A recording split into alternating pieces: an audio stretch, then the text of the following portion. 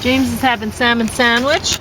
He's going to talk about Child Bride, and we're talking about the Elvis movie, and Morbius, and Fantastic Secrets of Dumbledore today. So go ahead and start talking about...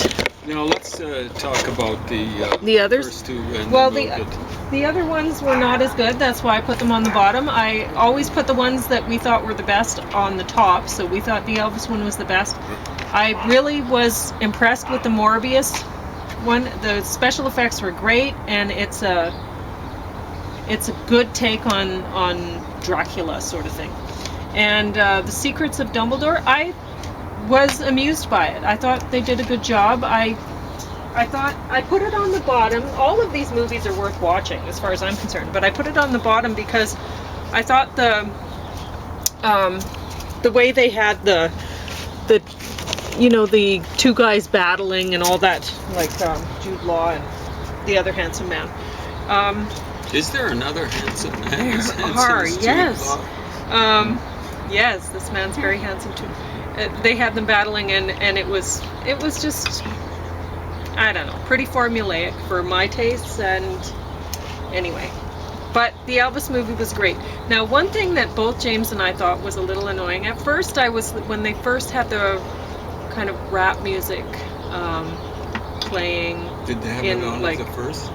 Well, no. Oh, when they first had it, then I thought, well, they're trying to make Elvis marketable to today's hip hop crowd, and say, all right, well, because I have heard people say, oh, Elvis was a racist, and it's like, what?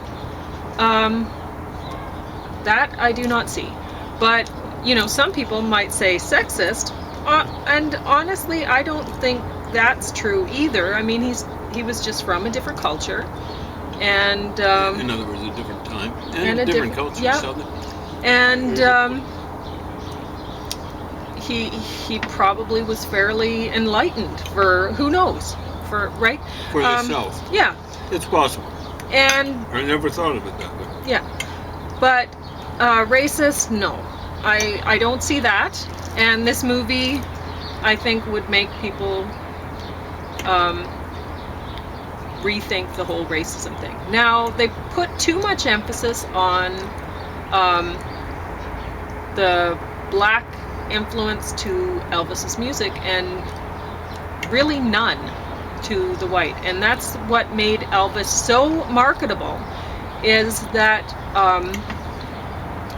he was a combination of two very different musical influences, and given his location and his age and all of that he really, I don't think there was anybody who took those influences to that level like Elvis did, and that's why he was so popular. It wasn't that he was a white guy singing black tunes, and because frankly he really wasn't so white either. You want to talk about that too? Or... Well, the story goes that he was part. I think it's Cherokee. His mom, I think. So. Hey, so white. Come on. Yeah. So oh my anyway, God. But there's a lot of people that think, oh well, that's why he was able to be famous, and some of the other African American entertainers at the time that were really good didn't end up being the king, like that's Elvis in this movie. It's a weak point in the movie. He's got him hanging with us. Maybe B.B. King was that thin way back when. One has to be careful, because a lot of people who only know Elvis from the 70s, he's just a fat clock. And I said clock, okay? Junkie, and they didn't show that either. Like, they portrayed him as being a junkie. He was on the pills and he knew what he was doing. And from all accounts, he didn't think he was a junkie. He was medicated by a doctor, and he thought that he was actually on prescription medication. He didn't think of himself as a junkie at all. So one of his doctors, I don't know if it was that Dr. Nick portrayed in the movie, and understand old Nick in older English parlance means the devil. Oh, really? Yeah, so I'd like to call him Dr. Oldnick. But one of his doctors, it might have been Dr. Nick, said, "You're," I think he used that term, "You're a junkie," and about Elvis's prescription drug use, and Elvis was absolutely scandalized. He just thought it was an unfair characterization and stuff like that. But the movie actually didn't emphasize the drug thing that much. They should have emphasized the role of the U.S. Army in. Did they talk about it? How they used amphetamines? No, they didn't talk about that at all, and they should have. Absolutely, because they they showed him popping pills while he was on the road before the Army hit. And he wouldn't have been thinking of that as being. He wouldn't have thought of that as drugs either, because it would have been administered to him by professionals, and he would have thought. The U.S. Army. Yeah. Sure. He would have thought, oh well, this is okay. He'd kind of like stay up a whole day, or even maybe multiple days, go-karting it. He'd go watch movies at night. You know, they'd rent out a theater. You know, like it'd be in the early hours of the morning. I guess it was in Memphis, and they'd just stay up watching movies and stuff like that. So, and then of course he had to crash eventually, and that's where he got the tranquilizers, stuff like that. So it became this roller coaster of tranquilizing himself, and then bringing himself up, especially like for performances and stuff like that. They say sometimes he'd start up a performance almost comatose, and eventually the drugs would kick in, and the stuff he'd start going again. So there were lots of things that were left out. You know, they're trying to make him into maybe almost like a secular saint or something like that. I would have liked to have seen, you know, it did show how he became irrelevant. It wasn't just the Colonel having him in these crappy movies in the 60s. It was the Beatles came along, and the Beatles were better than Elvis. They wrote their own stuff. Elvis got credit for some of the earlier songs, for writing this stuff, and he didn't. I don't think he contributed much of anything to the writing. One of his crew actually, maybe a couple of them actually did write some stuff. Oh. Yeah, they, you know, I think it was Red and Sonny West or something like that. Red? I don't know. Anyway, they were kind of flashed. You know, they had that one sequence that was quite artsy, like it was, you know, like where they were showing. You might have been out taking care of the dogs or something like that. But it showed the crew, you know, like was it I don't know, Jerry Schilling and some. Lamar Fike, the big fat guy, and stuff like that. But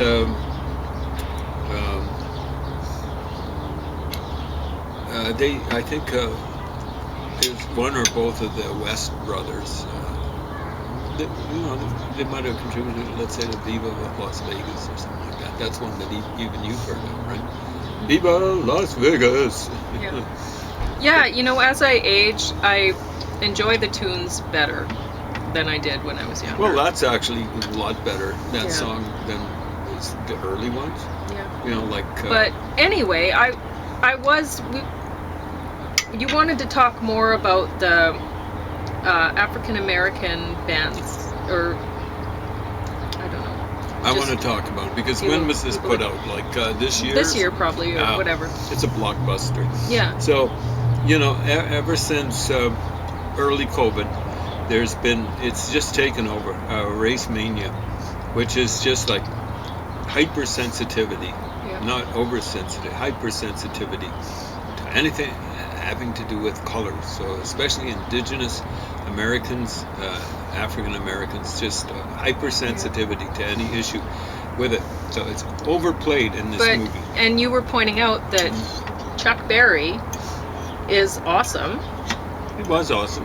Yeah, or if you want to say was, but I mean the music, I think of it as being living on, right? So it deserves some. Yeah. There are other parts of his legacy that I guess you can't forget. I mean, he was a stone cold criminal. But, yeah. But you were talking about how he could play a variety of different things, and like Elvis, you were saying he could, if he wanted to, he could have done classical music or whatever, because he could perform anything. And whereas Chuck Berry couldn't. Chuck Berry had a limited voice. Chuck Berry, it's amazing to see who people had as their idols, like Marvin Gaye, who was maybe the most highly considered of all the soul artists of the 60s, outside of maybe, at least as a performer, outside of Smokey Robinson. He wanted to sing like Frank Sinatra. And by times he did, but not often. Chuck Berry wanted to sing like Nat King Cole. It's amazing. He just didn't have the voice for it. Not too many people did. So what Chuck Berry was able to do, he didn't have much flexibility when it came to performance. He didn't have the voice. He had a lot of flexibility in terms of his writing.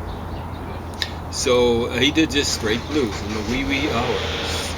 I sit alone and think of you. It's a slow, draggy song. In the wee wee hours, or Merry Christmas, Baby. Sometimes they play that. It's a blues song and stuff like that. Didn't do much blues. He did some rhythm and blues, a lot of that sort of stuff. Too much monkey business, you know. Been to Yokohama, been fighting in the war, Army Clothes, Army Chow, Army something or other, Army Corps. Too much monkey business. Too much monkey business. You know, but Chuck Berry, as mentioned, Pauline, his first hit was called Maybelline.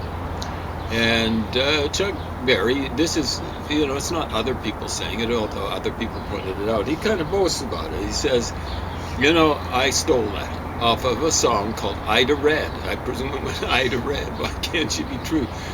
But it's a country and western song. Rock and roll from both sides, at least when you're talking about Chuck Berry, was about combining country and western with rhythm and blues. Not so much blues, but rhythm and blues, kind of hopped up sort of thing. Now, there's some guys who didn't do much of the country and western stuff, if any. It was more the white folks that were kind of straddling the line. I mean, Little Richard was just straight rhythm and blues, like hopped up blues sort of stuff. But you know, that there's this one scene in the movie that I do not agree with. You know, like it shows Little Richard just, and they had the person they had cast as Little Richard was even prettier than Little Richard. He wasn't handsomer than Little Richard. Little Richard was both handsome and pretty. You know, like he just one time called himself a great big homosexual. I don't know if he was or if he was bisexual.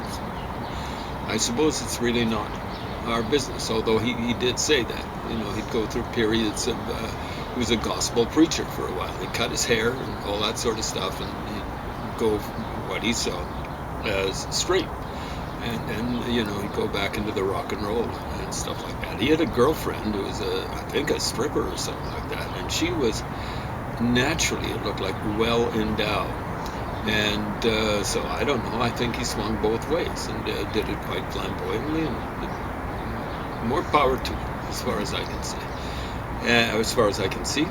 And so the guy they had casted as him, I presume he was doing the singing, was prettier than Little Richard, but not more handsome. Good stage presence, dance maybe better than Little Richard did, but Little Richard moved around, had him, you know, with the leg flopped up on a keyboard. Jerry Lee Lewis imitated that. But, you know, it has B.B. King saying, you know, you're going to make it big, Elvis. And it suggests, but someone like Little Richard, he's not going to do it. He's limited by color. No! Get Little Richard's biggest hits. They're all running at, well, almost all, at a frenetic pace. And it's, you know, Little Richard could have sung other stuff. And I'd like to see some of the other stuff that was, like filler on his albums and things like that. But he basically just had one sort of thing. They showed Fats Domino. Not fat enough. Come on, you can do better casting than that. There's lots of fat black guys out there now. Thanks to too many McDonald's burgers and big gulps and things like that. So, Fats Domino.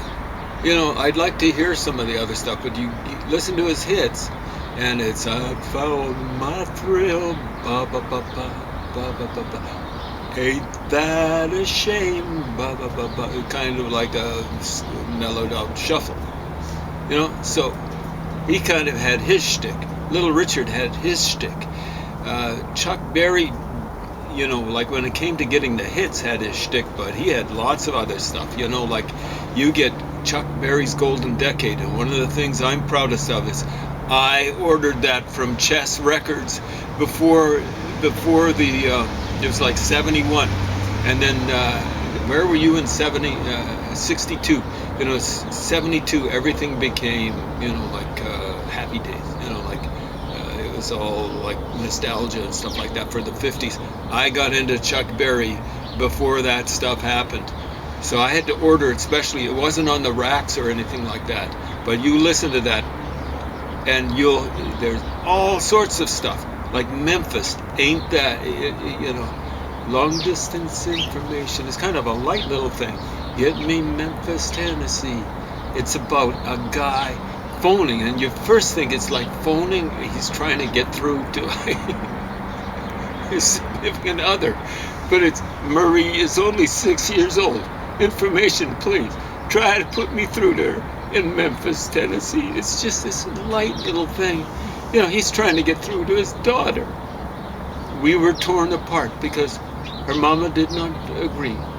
Tore apart our happy home in Memphis, Tennessee.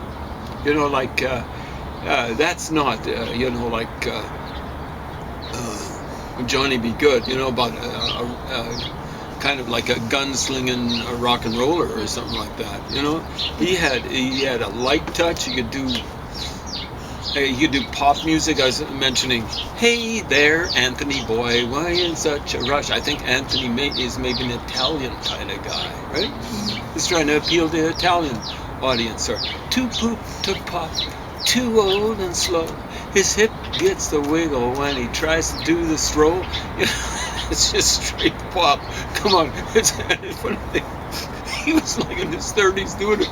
He was almost too old to poop to pop, too old and slow. But he kept on going. I don't know. Like he's kind of straddling the thing, and he's capable of a lot of different things. Unfortunately, he didn't have the voice. And, like he had the duck walk, but, he didn't move like Little Richard or something like that. Who moved better? Elvis moved better. Elvis wasn't a great dancer, but he moved better than Chuck Berry. Chuck Berry was a little bit older. But the thing about Elvis is he did that straddle thing at first, but he could do everything. Okay? He could sing. I think he could have sung light classical music. He didn't have a lot of power, and he didn't have a lot of range, not like a classical singer, but he could sing a lot of stuff. There's only one black performer from that period of time that could have kept up with him. But I looked at his big hits thing, like Lonely Teardrops. I should go like this because Elvis picked this up from, we've seen Elvis after he got out of the army. He's doing this. He picked it up from Jackie Wilson. Jackie Wilson could have sung opera. He had that kind of range. He had power. But like the only, like he took just like a flabby kind of song, when you hear it done by other people, you go, that sucks. But when Jackie Wilson sings, it was a little bit later, it was 1967, your love is lifting me higher than I've ever been lifted before. And I'm telling you, when Jackie Wilson sings it, you're lifted up with him. I am telling you, he was phenomenal. And you should see him. When you see Mick Jagger do a spin, shambles. But you see Jackie Wilson,